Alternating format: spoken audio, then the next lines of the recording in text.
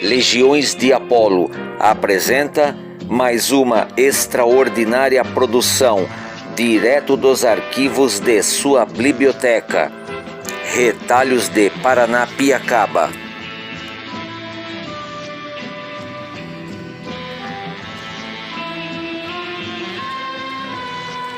Nos vídeos anteriores com o mesmo tema, exploramos a lendária Rua dos Mens, onde narrei a vocês duas lendas urbanas bem afamadas aqui em Paranapiacaba: a lenda do fantasma do vigia e a lenda do fantasma da bailarina. Na mesma sequência dos vídeos apresentados aqui no canal, também subimos o mirante principal de Paranapiacaba e lá discorremos da lendária e macabra trilha do Curupira, bem próximo a uma toca de onça. Também conhecemos o Reino das Águas Claras, do lendário Príncipe Escamado, e a história da Yara, a sereia das águas doces. Na mesma sequência, visitamos também o Pátio dos Locubreques e ouvimos ruídos lendários de um trem fantasma.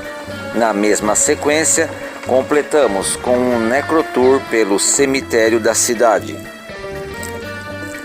Evoquei em um certo momento a oração medieval, o Anima Christi em latim, para exorcizar todo o mal contido em um suposto trabalho de magia dentro de um túmulo.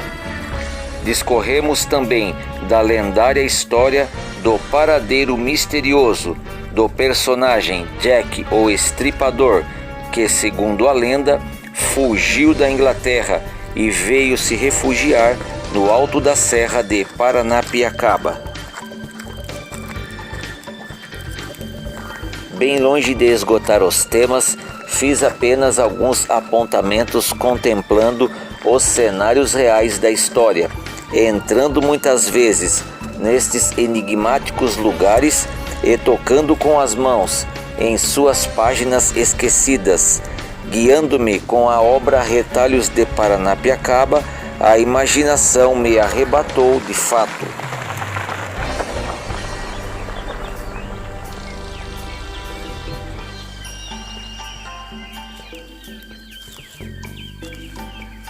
Bom, pessoal, estou aqui no meio da Serra do Mar aqui, fazendo uma caminhada por uma trilha aqui, andando só um pouco aqui, mostrando para vocês um pedaço aqui. Olha que interessante. Vou mostrar para vocês onde eu me encontro agora. Olha isso.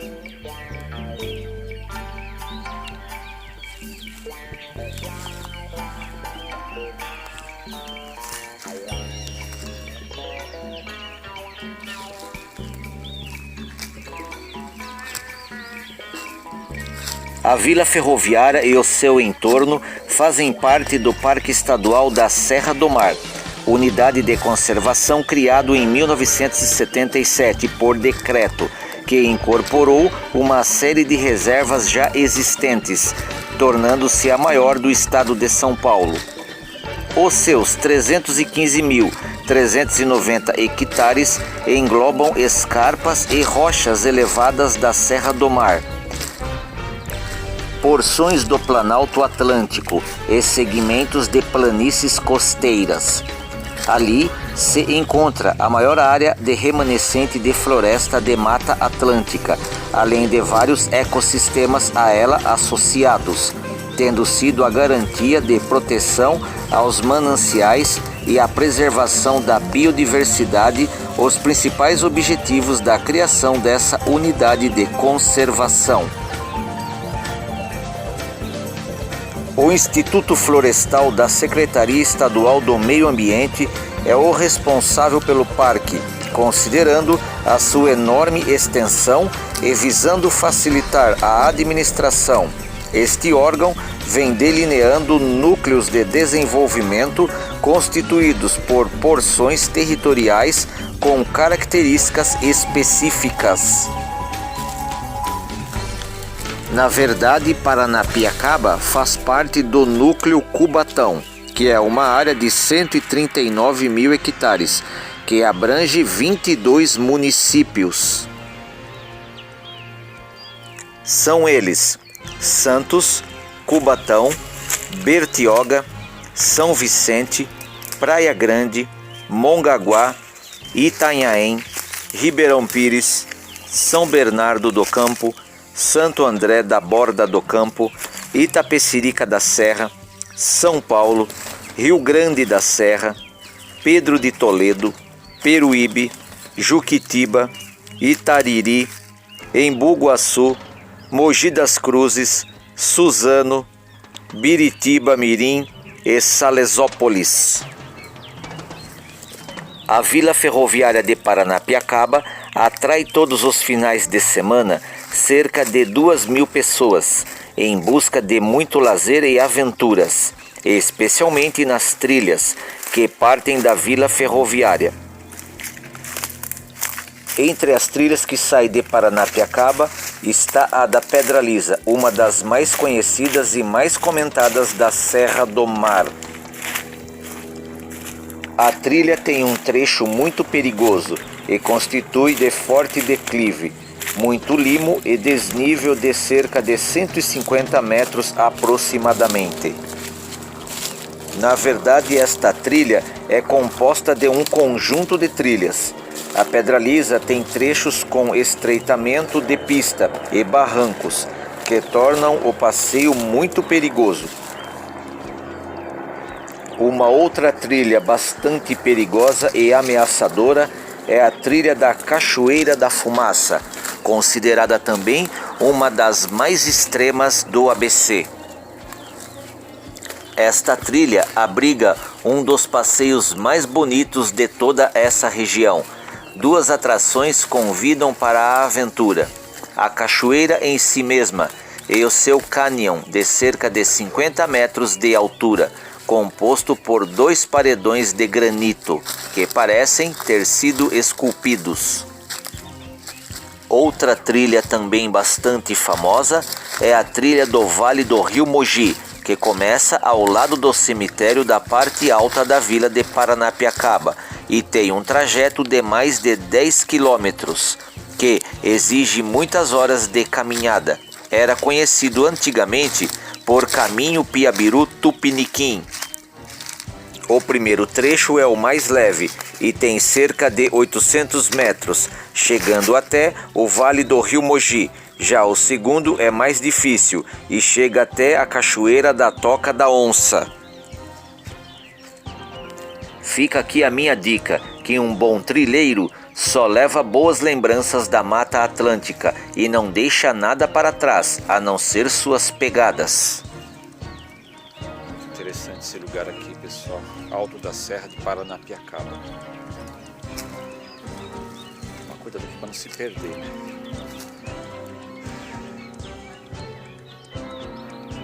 A única trilha que está interditada em Paranapiacaba por falta de segurança é a do 4º patamar, que segue o leito da estrada de ferro e tem, em certos pontos, precipícios com mais de 80 metros de altura. É também conhecida como trilha da funicular. Na verdade, a rede ferroviária federal não permite jamais o acesso a esse local extremo. Na verdade, este é um dos lugares mais fascinantes, pois atravessa a Grota Funda, um dos pontos mais extremos da Serra do Mar. Os trilheiros que conseguem fazer este percurso fazem-no por conta e risco, sempre às escondidas.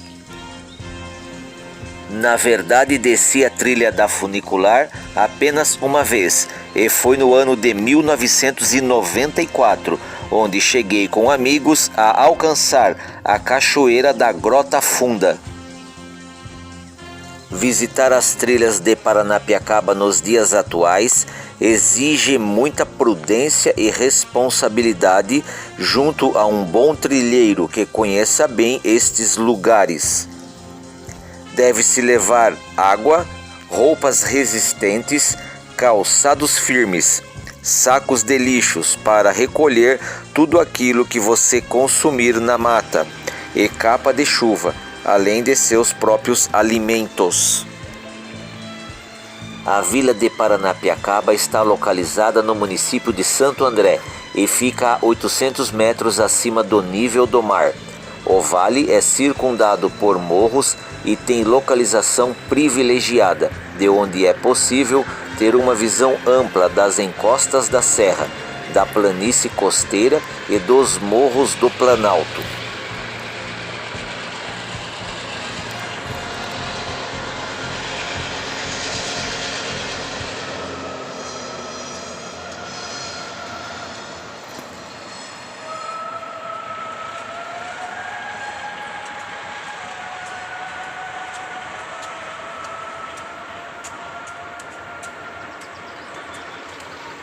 Poder observar por instantes a movimentação dos trens por aqui é algo bastante nostálgico e nos coloca direto e atuante no cenário pitoresco da ferrovia do Alto da Serra de Paranapiacaba.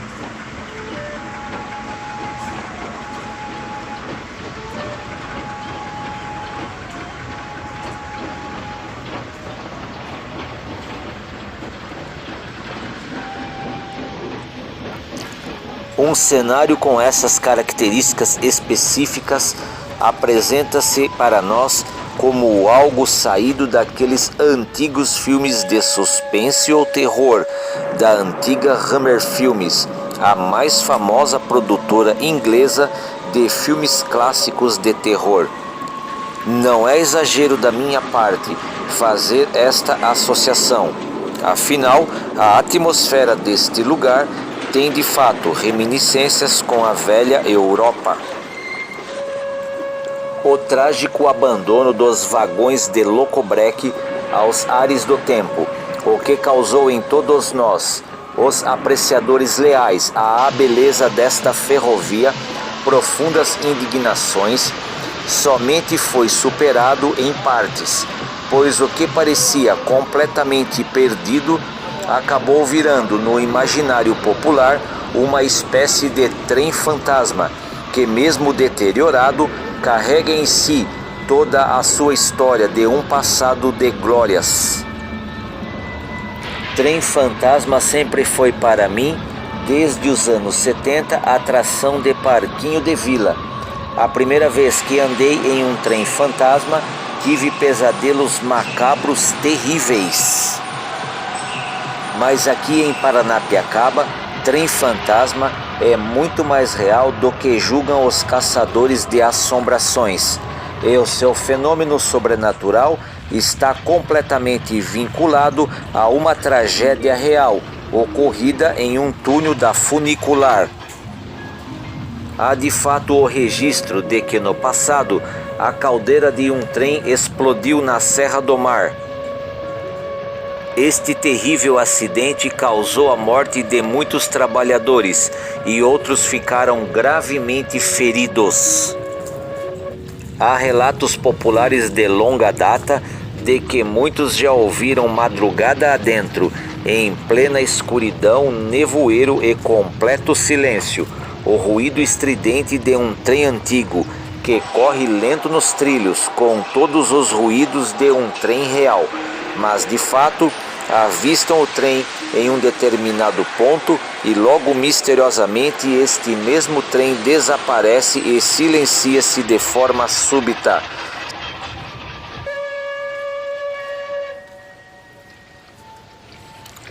Sabe-se que não há nem sequer nenhum funcionário da ferrovia trabalhando por ali naquelas altas horas da madrugada, com toda aquela garoa forte.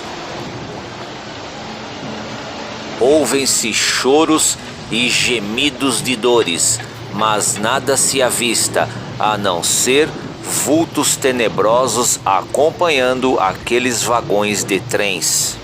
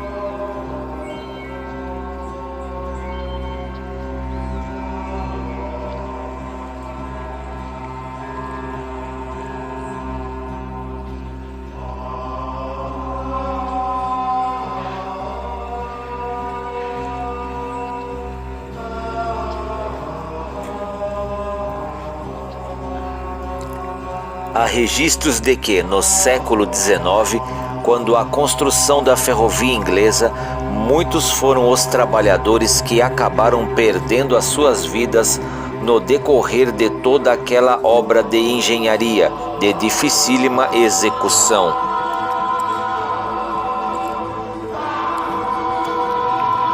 A empresa da ferrovia contratou centenas de operários e supõe-se que o número de trabalhadores era algo em torno de mais de 4.000 homens, e entre eles estavam muitos ingleses, portugueses e também espanhóis.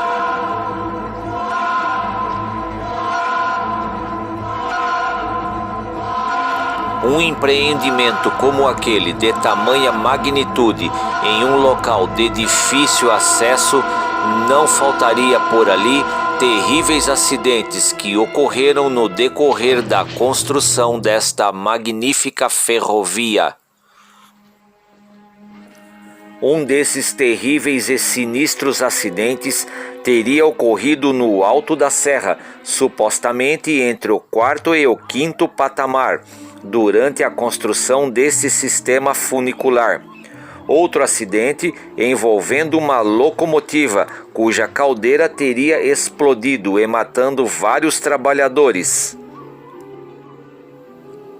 Foram exatamente essas tragédias reais que deram origens aos causos de assombrações que, inexoravelmente, estão vinculados a estas histórias macabras com seu fundo de verdade. Died 1710, 120 years ago. It was you.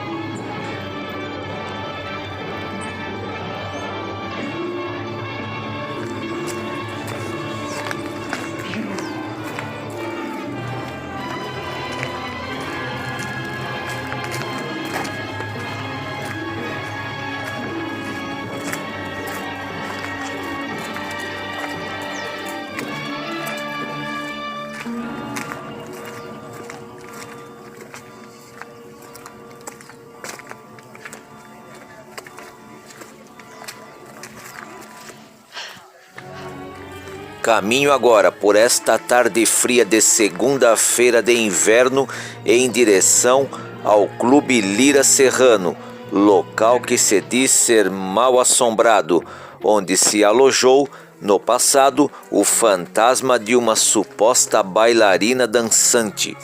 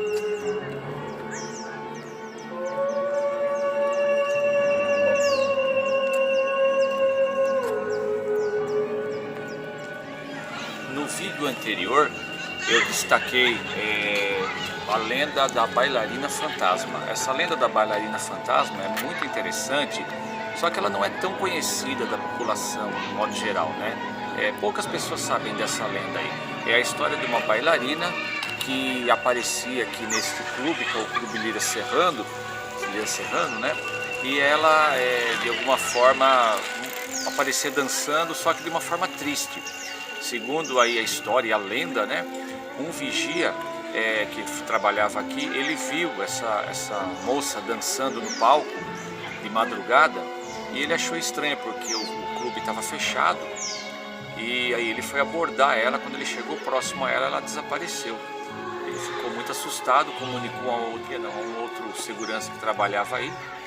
E ele também tinha falado a ele que tinha visto essa moça fantasma aí. Muito sinistra essa história aí da noiva fantasma ou da bailarina fantasma que ficava aqui nesse casarão aqui, que é bem interessante. O casarão. Então é isso daí, eu destaquei essa história só para estar frisando de novo aí, fechando aí agora, mas a gente continua a nossa caminhada aí do Paranapiacaba. Vem comigo.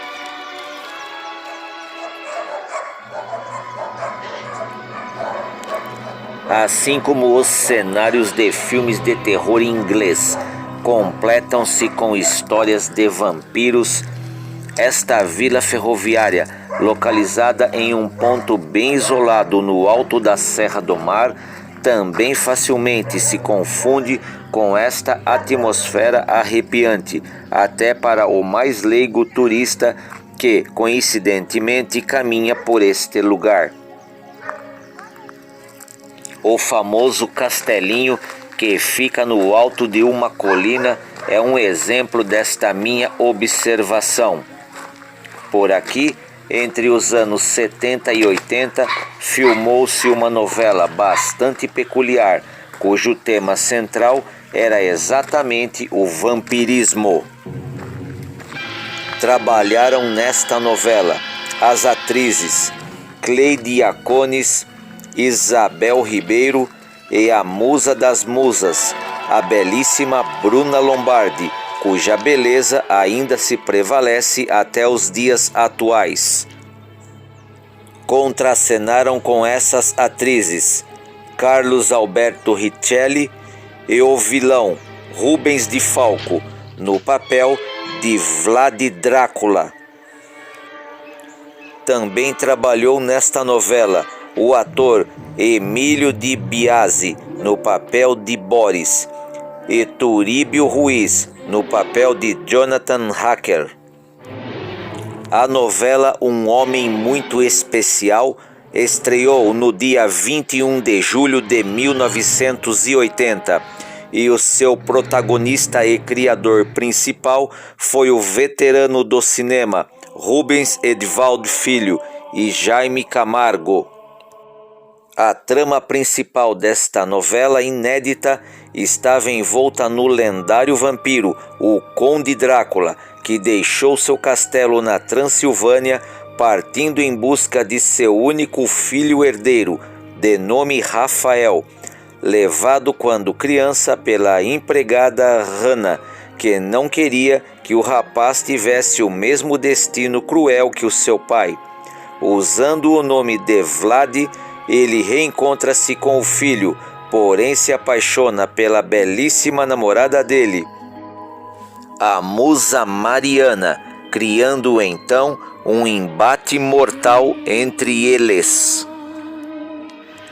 O ator vilão Rubens de Falco se imortalizou no Conde Drácula, contracenando nos cenários de Paranapiacaba. Rubens de Falco está sepultado no cemitério da Consolação, na cidade de São Paulo. Os diretores desta novela, cujo ator principal era o Conde Drácula, eram Antônio Abujanra e Atílio Ricó.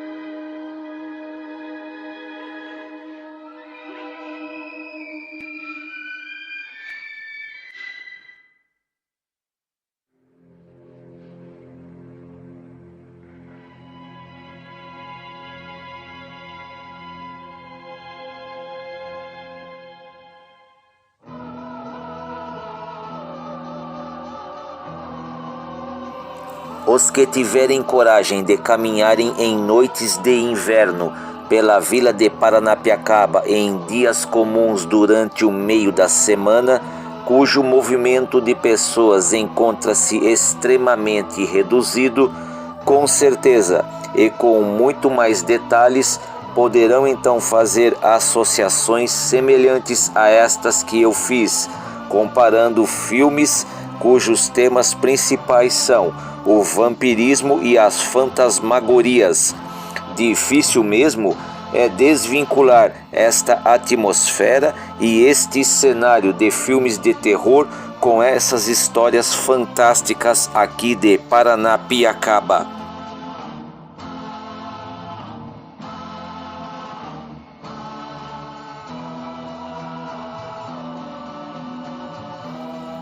Passo bastante longe de esgotar os temas dessas lendas urbanas, desses causos de assombrações e dessas histórias fantásticas deste lugar.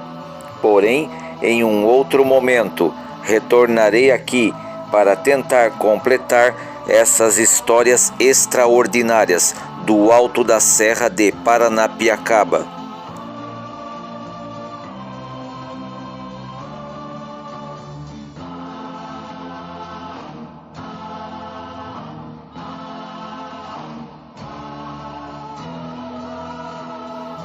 Dedico este vídeo à memória da senhora Dona Francisca de Araújo, artesã, poetisa e escritora, nascida em Santos e antiga moradora de longa data na vila de Paranapiacaba.